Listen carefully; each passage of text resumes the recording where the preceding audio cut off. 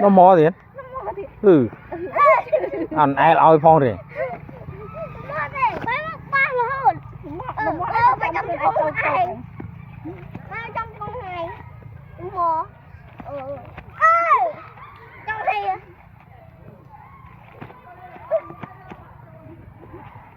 đây cháu về tạo trong bên ấy thì đó cháu bao thịt thôi nè mày mày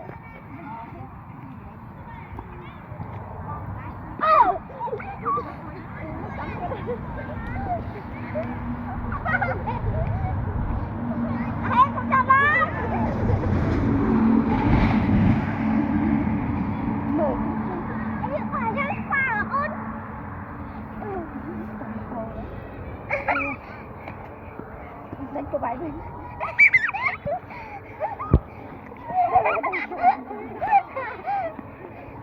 nó niệm bao niệm cái bao niệm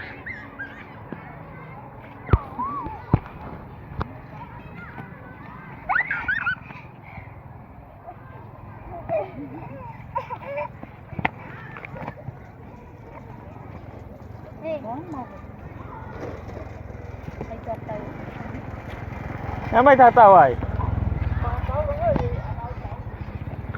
mà thầu ơi không biết